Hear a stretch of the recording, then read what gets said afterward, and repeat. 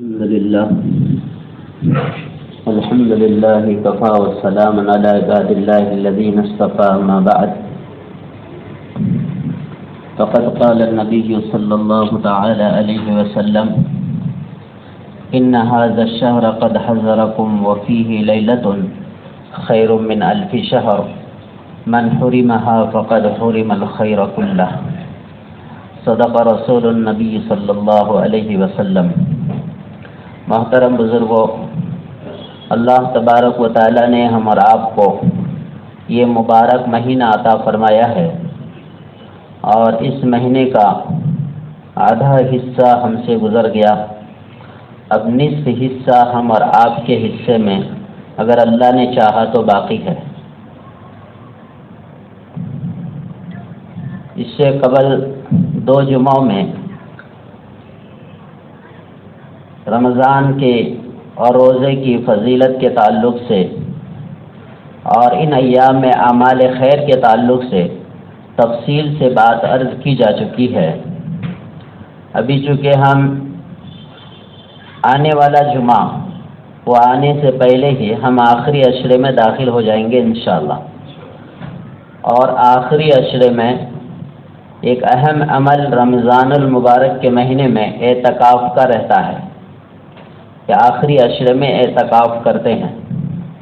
اس لیے مناسب سمجھا گیا کہ اسی جمعے میں اس عنوان پر تھوڑی سی بات عرض کر دی جائے. یہ کوئی نیا عنوان اور نیا مضمون تو ہے نہیں، زمانے سے ہم لوگ اس پر تقریریں کرتے ہیں اور تقریر سنتے ہیں، کتابیں پڑھتے ہیں، کتابیں سنتے ہیں الحمدللہ.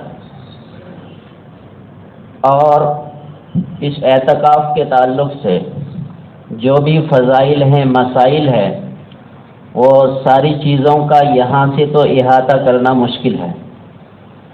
اس لیے بزرگوں، ایک درخواست یہ ہے، جو حضرات اعتکاف کرتے ہیں وہ بھی اور جو حضرات اعتکاف نہیں کرتے ہیں وہ بھی اس عنوان پر کوئی کتاب ان کو پڑھ لینی چاہیے. بہت سارے مسائل ایسے ہوتے ہیں کہ جس کے معلوم نہ ہونے کی وجہ سے ہمارا یہ منظم عمل جو اعتکاف کا رہتا ہے، یا تو ہم اس کے خیر سے محروم ہو جاتے ہیں یا پھر اعتکاف ہی فاسد ہو جاتا ہے. صرف بیٹھنا ہوتا ہے، اعتکاف کا جو مقصد ہے وہ حاصل نہیں ہو پاتا. سارے مسائل ایک ایک کر کے یہاں سے تو بتائے نہیں جاتے. اچھا، لوگ زیادہ تر پوچھتے بھی نہیں ہیں، زیادہ تر نہیں پوچھتے ہیں، الا ماشاءاللہ کبھی کبھار کوئی کچھ پوچھ لیے. بہرحال تو جب بھی سال میں جو بھی عنوان آئے عبادات کے یا تہواروں کے، ان عبادات اور تہواروں کے عنوان کی کوئی معتبر عالم دین کی کتاب پڑھنی چاہیے. رمضان المبارک میں رمضان کے فضائل اور مسائل پڑھنے چاہیے، اور رمضان المبارک میں خاص طور پر زکوٰۃ کی کتاب، زکوٰۃ کے عنوان پر کتاب پڑھنی چاہیے، اور خود اپنے آپ کا حساب لگانا چاہیے کہ میرا رب مجھ سے کیا چاہتا ہے. اور اعتکاف کے عنوان پر اس مہینے میں کتاب پڑھنی چاہیے، اور شب قدر کے عنوان پر بھی کتاب پڑھنی چاہیے. یہ کئی چیزیں ہیں جو رمضان سے متعلق ہے. جہاں پر ہم تلاوت کثرت سے کرتے ہیں اور جہاں پر ہم ذکر و اذکار اور نوافلوں کی کثرت کر دیتے ہیں، تو وہیں پر یہ بھی ضروری ہے. جب تک علم نہیں آئے گا تب تک ہم مرضی خداوندی پہچان نہیں سکتے. فارسی کا ایک جملہ ہے: بے علم نہ تواں خدا را شناخت. بغیر علم کے آدمی خدا کو پہچان نہیں سکتا، بغیر علم کے. اور آدمی خدا کو پہچانے گا کیسے؟ خدا کو پہچانے گا انسان علم کے ذریعے سے.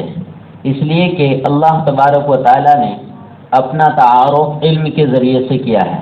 اپنی پہچان اللہ نے تعلیم میں رکھی ہے.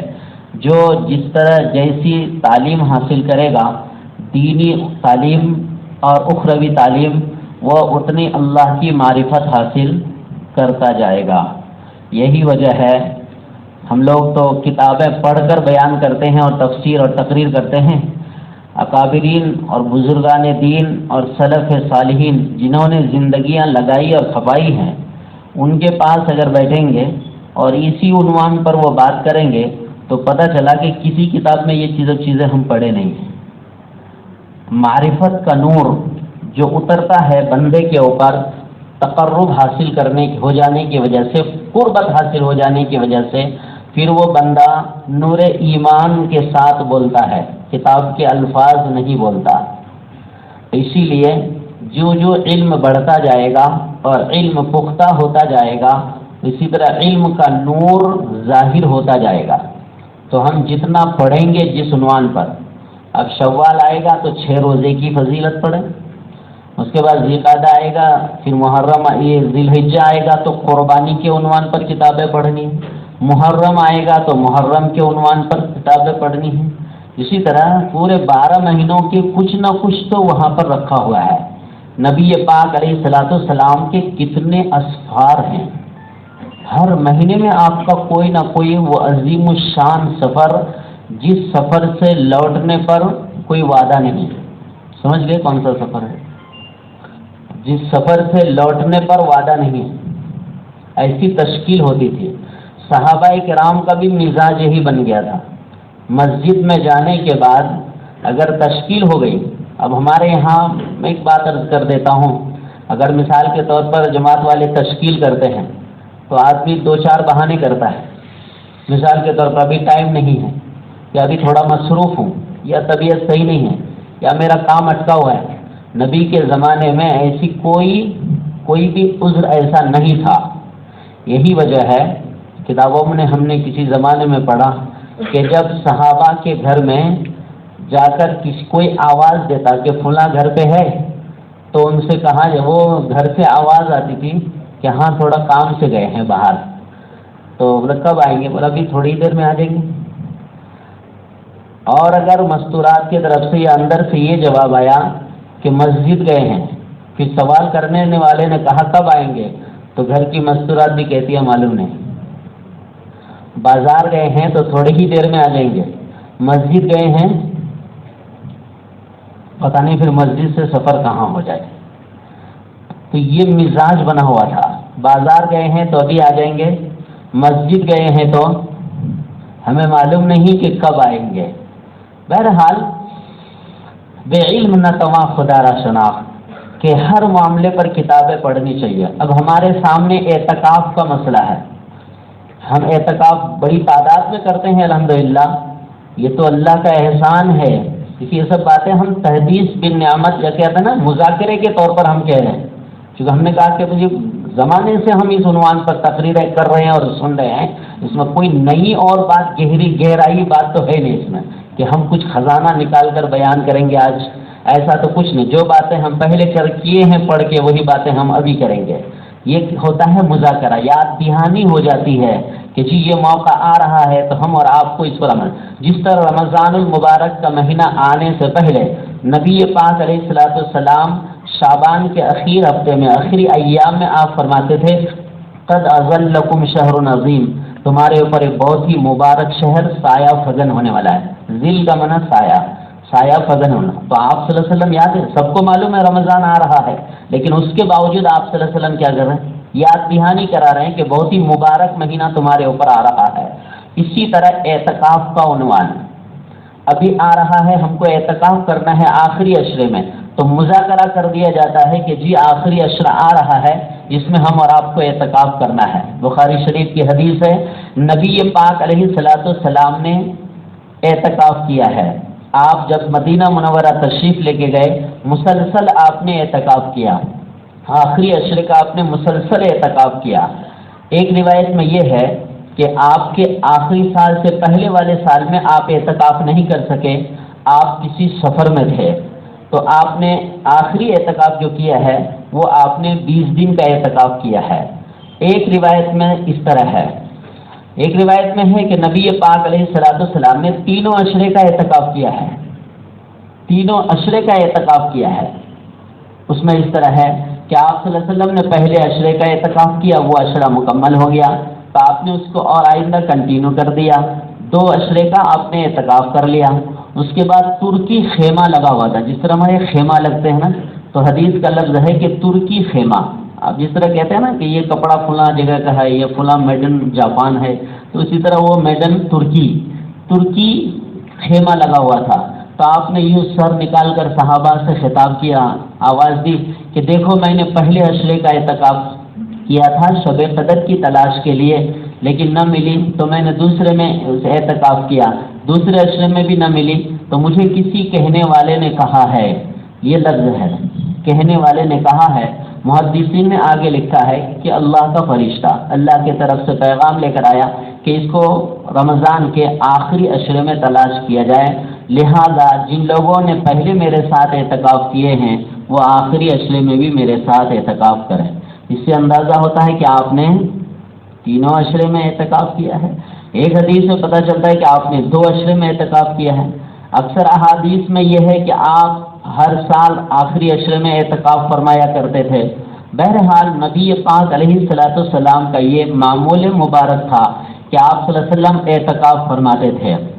جہاں پر اعتکاف کی ایک الگ سے مستقل فضیلت ہے، وہیں پر ایک بڑی فضیلت اور بڑا مقصد اعتکاف کرنے کا یہ ہے کہ اس سے آدمی کو لیلۃ القدر کے تلاش کرنے میں آسانی ہو جاتی ہے، لیلۃ القدر کے تلاش کرنے میں آسانی ہو جاتی ہے۔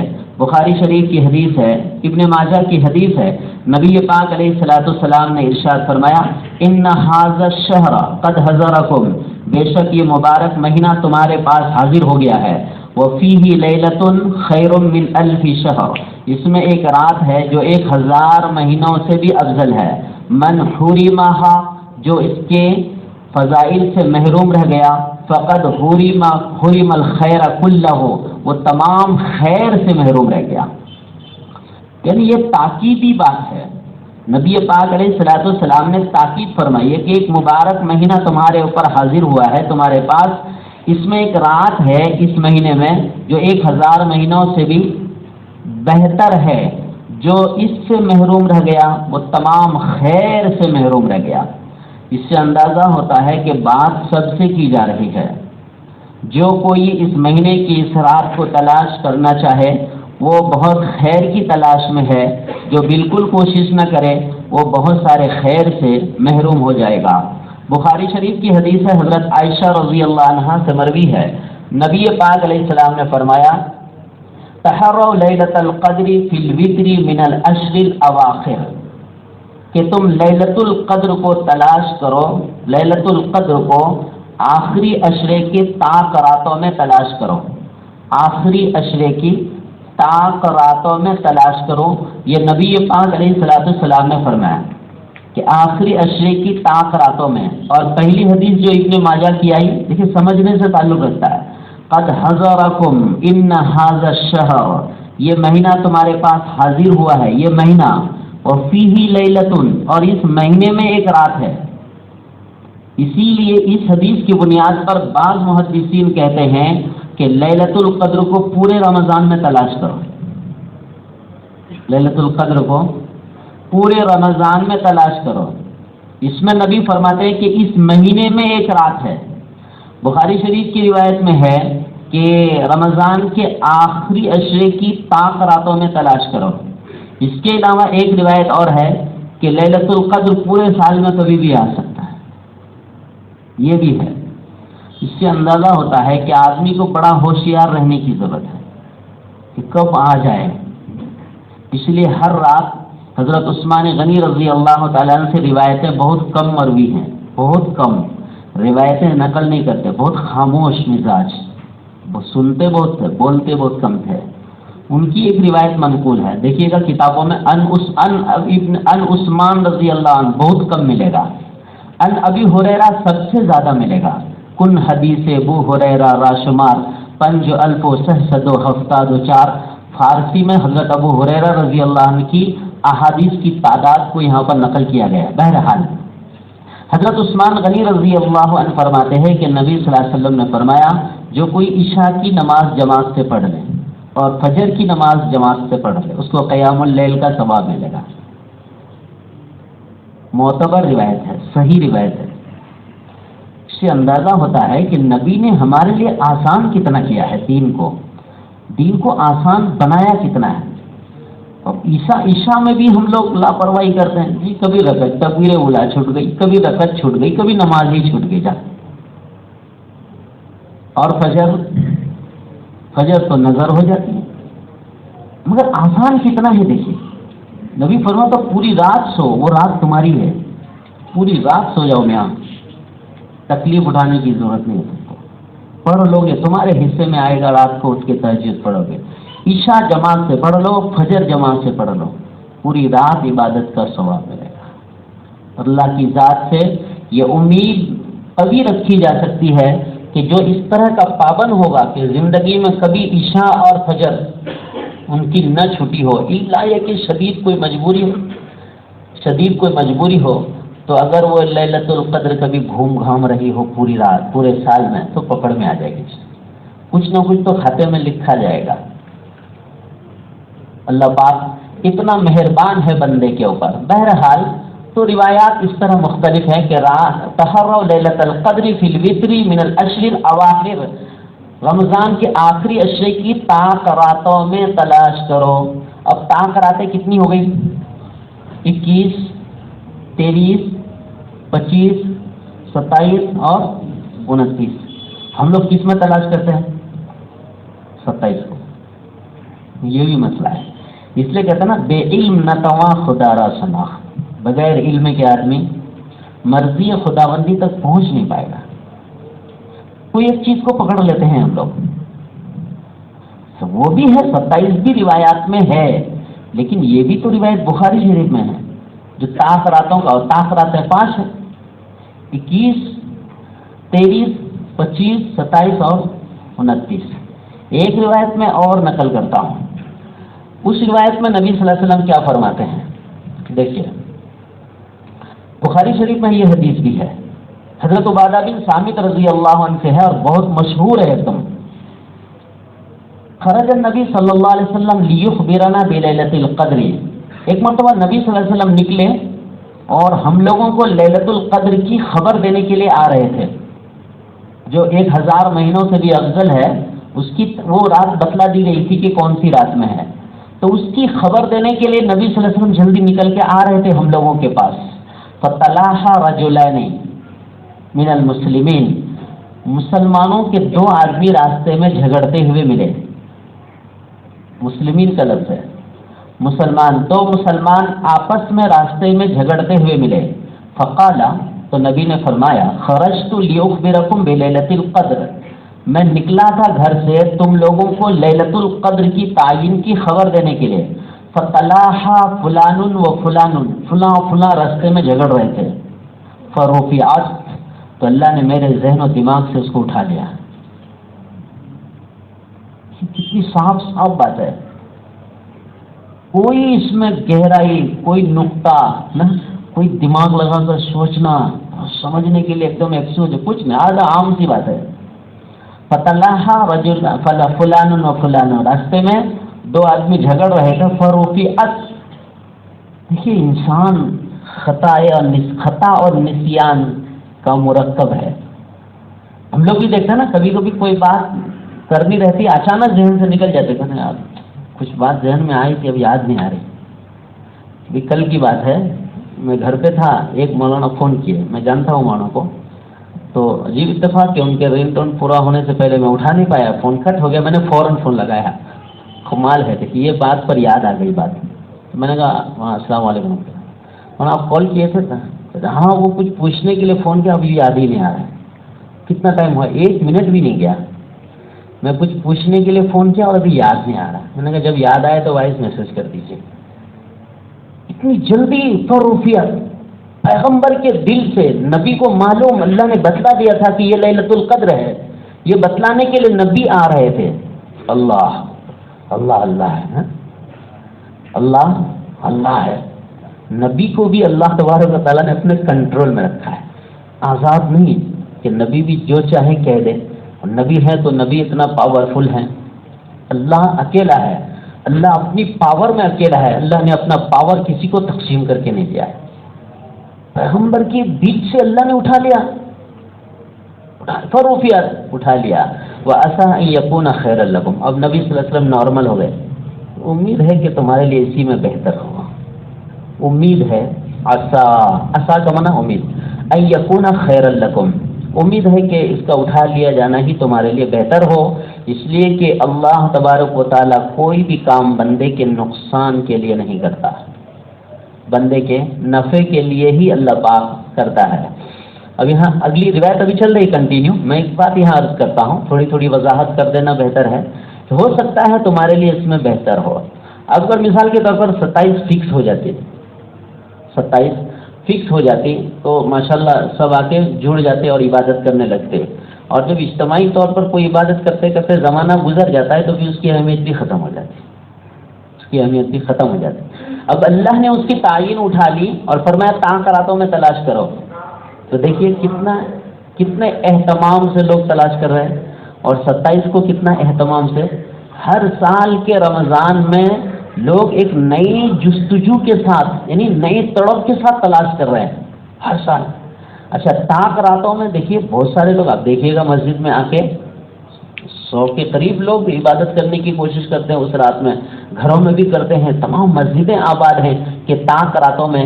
اب بتائیے کہ ایک رات اگر فکس ہو جاتی ہے تو آدمی ایک رات کماتا، ابھی 5 راتیں مل رہی کمانے کے، تو بہتر ہے 5 راتیں مل رہی ہے ہم اور آپ کو نیکیاں کمانے کے لیے. اب آگے کنٹینیو کر رہا ہوں. نبی فرماتے ہیں کہ وہ اس کی تعین تو اللہ نے اٹھا لی، لیکن امید ہے کہ تمہارے لیے بہتر ہو. فَالْتَمِسُوهَا، اس کو تلاش کرو، فِي التَّاسِعَةِ وَالسَّابِعَةِ وَالْخَامِسَةِ. دیکھیے 3 باتیں ہیں. تاسعہ کا معنی 29، سابعہ کا معنی 27 اور خامسہ کا معنی 25. وہی بخاری کی روایت جس میں 5 دن تلاش کرنے کے لیے فرمایا، بخاری کی دوسری روایت میں فرماتے 3 دن تلاش کرو. روایات مختلف ہیں.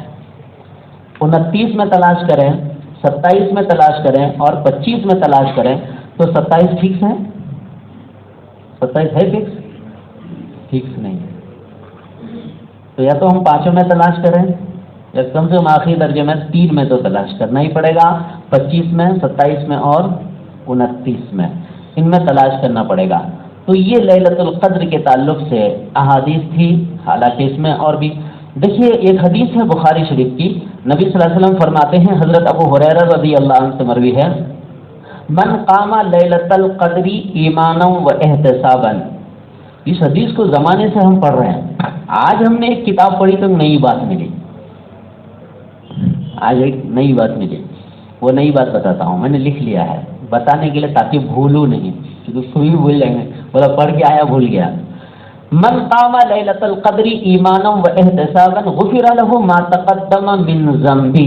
یہ حدیث ہے بخاری مسلم کے. نبی فرماتے ہیں جو کوئی ایمان اور احتساب کے ساتھ اس رات کو کھڑا ہوگا، اللہ اس کے پچھلے سارے گناہوں کو معاف کر دے گا. ایمان کا مطلب وہی ہم ایمان والے ہیں الحمدللہ. احتساب کا کیا مطلب ہے؟ احتساب کی 3 تفسیر ہے، محدثین نے لکھا ہے. نمبر 1، بشاشت قلب کے ساتھ اس رات میں جاگے، تلاش کرنے آئے ہیں نا تو سستی کے ساتھ نہیں، بلکہ جس طرح کوئی آدمی کوئی چیز تلاش کرنے گیا، کار کی چابی اگر گر گئی کدھر تو 5000 کا بنڈل گر گیا تو کیسے تلاش کرنے جائے گا؟ بولا میں تو ابھی ادھر بازار میں پیسے تھے، گھر میں آنے تک نہیں، تو یہاں سے یہاں تک ہی کچھ گڑبڑ ہوا ہوگا. تو کتنا ایک دم تیزی سے ایک دم ہوشیاری کے ساتھ تلاش کرتا ہے. اس کو کہتے ہیں بشاشت قلب، اس کو کہتے ہیں احتساباً، جاگے رات کو مگر بشاشت کے ساتھ. نمبر 2، غیر ریا کے طور پر نہیں، جی پوری رات جاگ رہے ہیں ماشاءاللہ رحیم بھائی، ایسا نہیں، ہم کو کوئی نہ پہچانے، ہم کو اس سے کوئی مطلب نہیں. نمبر 3، ثواب کی امید، یقین کامل ہو، میں جو آج رات جاگا ہوں نا، آج کی رات اگر لیلۃ القدر رہ گئی تو مجھے امید ہے 1000 سے زائد مہینے کی عبادت میرے کھاتے میں لکھ دی جائیں گی آج. اس امید کے ساتھ اس کی یہ 3 تفسیر ہو گئی. میں نے کہا کہ میں نے ایک نئی بات پڑھی ہے، وہ کیا ہے؟ حدیث کا لفظ ہے ما تقدم من ذنبہ، تمہارے پچھلے سارے گناہ معاف کر دیے جائیں گے. صغیرہ یا کبیرہ؟ کتابوں میں لکھا ہے صغیرہ، محدثین نے لکھا ہے، اردو کتابوں میں نہیں. صغیرہ گناہ معاف ہوں گے اور کبیرہ توبہ لازم ہے اس کے لیے. توبہ کبیرہ گناہ کے لیے توبہ لازم ہے، اور توبہ پھر ایک الگ ٹاپک ہے کہ کیسی توبہ ہو جس سے کبیرہ معاف ہوگا، وہ الگ چیز ہے۔ تو کہتے ہیں کہ اللہ تبارک و تعالی کبیرہ گناہوں کو اس رات میں معافی کا اعلان کیوں نہیں کیا؟ جب اتنی بڑی رات ہے اور 1000 مہینوں سے بہتر ہے، تو اس رات میں اللہ پاک نے کبیرہ گناہ کے معافی کا وعدہ کیوں نہیں کیا؟ آگے لکھتے ہیں محدثین کہ مومن سے یہ بات بعید ہے کہ وہ کبیرہ گناہ کرے۔ اللہ تبارک و تعالی مومن بندے سے شرماتا ہے کہ یہ کبیرہ گناہ کرے، اس لیے اللہ پاک نے کبیرہ گناہ کا نام ہی نہیں لیا، نبی صلی اللہ علیہ وسلم نے نام ہی نہیں لیا۔ نمبر 2، اگر کبیرہ گناہ بندہ سے ہو بھی جائے تو باقی رہ جائے اس کی زندگی میں، یہ اس کی شان کے خلاف ہے۔ الفاظ دیکھیے گا، سب خوبصورت الفاظ لکھے ہیں۔ میں تو کہتا ہوں کہ نور ایمان سے لکھا ہوا لفظ ہے یہ، نور ایمان سے، کہ کبیرہ گناہ مومن بندہ کرے اس کی شان کے خلاف ہے، لیکن اگر گناہ کر بھی لیا ہے تو باقی رہ جائے یہ اس کی شان کے خلاف ہے۔ کیوں باقی رہ جائے گا جی؟ کبیرہ گناہ کیا ہے تو باقی کیوں رہ جائے گا؟ اللہ نے معافی کے لیے کتنا آسان ذریعہ دیا ہے۔ کیا کرنا ہے؟ احد پہاڑ کے برابر سونا خرچ کرنا ہے، 10 ٹرک راشن تقسیم کرنا ہے، 500 غریبوں کو کھڑا کرنا ہے گھر بنا کے؟ نہیں، صف میں آ کر صرف اللہ سے صلح کر لینا ہے۔ کیا کر لینا ہے؟ پولیس اسٹیشن کا چکر لگانے کی ضرورت نہیں، کورٹ ہائی کورٹ میں کچھ اپلیکیشن دائر کرنے کی ضرورت نہیں کہ یہ جرم ہو گیا تھا جناب معافی چاہتا ہوں، کچھ نہیں۔ کتنا آسان ہے، آیا اور بندہ یوں ہاتھ اٹھایا اور اللہ سے بات چیت کر لے، 2 جملے میں تو سب صاف ہو جاتا ہے۔ اے اللہ میں آپ کا ہو گیا، آج کے بعد نہیں کروں گا، اے اللہ میں وعدہ کرتا ہوں آج کے بعد میں نہیں کروں گا۔ باقی رہنے کی چیز ہے۔ اللہ تعالیٰ ہم سب کو عمل کی توفیق عطا فرمائے۔ وآخر دعوانا۔ ایک بات سن لیجیے بیٹی، 1 منٹ۔ وہ اعتکاف کے تعلق سے ہم اسی وقت بات کرنے والے تھے تو وہ بات لمبی ہو گئی مولانا کی۔ وہ اعتکاف کے تعلق سے نا، جیسے بھائی اعتکاف جو ہے نا بڑے لوگ بیٹھتے ہیں سمجھ بوجھ والے لوگ، جیسے میں نے کہا کہ جی اس میں بڑے مسائل ہیں، آدمی کو پڑھنا چاہیے۔ چھوٹی چھوٹی چیزوں میں اعتکاف ٹوٹ جاتا ہے، چھوٹی چھوٹی چیزوں میں اعتکاف ٹوٹ جاتا ہے۔ تو خاص طور پر چھوٹے چھوٹے بچے ہیں نا، اب ہمارے ہی بچے ہیں، یہ اچھی بات ہے بہت کہ بچوں میں اتنا شوق ہے کہ بچے اعتکاف بیٹھنے کے لیے 10 20 بچے ہمارے یہاں بیٹھ جاتے ہیں۔ لیکن پھر کیا ہوتا ہے، بچے تو بچے ہیں نا، وہ اپنا رنگ دکھائیں گے، بچے تو بچے ہی ہوتے ہیں، پھر وہ اپنا بچپنا دکھا دیتے ہیں، پھر وہ بھاگ دوڑ، وہ شور مچانا، اور پھر مار دھاڑ، وہ سب کچھ چل جاتا ہے بچوں کا۔ پھر تو اعتکاف کا مقصد فوت ہو جاتا ہے، مسجد کی حرمت پامال ہو جاتی ہے۔ اس لیے بیٹھیں تو بڑے حضرات بیٹھیں۔ خیمے ہمارے یہاں 3 خیمے 2 تو لگتے ہی ہیں، ایک ادھر بھی ایکسٹرا لگا لیتے ہیں کبھی، تو اس میں جو بیٹھے نا وہ تعین کر کے بیٹھے۔ میری رائے یہ ہے کہ جی مجھے بتائیں کہ کون کون اعتکاف میں بیٹھے ہیں، اس خیمے میں کتنے لوگ بیٹھے ہیں اور اس خیمے میں کتنے لوگ بیٹھے ہیں۔ خاص طور پر نابالغ بچے جو ہیں ان بچوں کو ذرا روکیں، ٹھیک ہے، عبادت کریں بچے، لیکن یہاں پر معتکفین کے خیمے میں آنا جانا، ان کے پاس سونا اٹھنا بیٹھنا، یہ بالکل اعتکاف کے مقصد کے خلاف ہے۔ تو ہمارے ہی بچے ہیں، ہم ان کو روک سکتے ہیں۔ خاص طور پر 9 سال 10 سال سے کم کے بچے، چھوٹے چھوٹے بچے بھی آ جاتے ہیں، 10 12 13 سال کے بچے ہوں تو وہ الگ بات ہے، اگر مہذب ہو یا ان کے کوئی ذمہ دار ہوں تو وہ الگ چیز ہے، لیکن پھر بھی اگر بالغین اگر بیٹھتے ہیں تو صرف وہی بیٹھیں، یہ زیادہ بہتر ہے۔ ہم سب کوشش کریں، اللہ عمل کی توفیق۔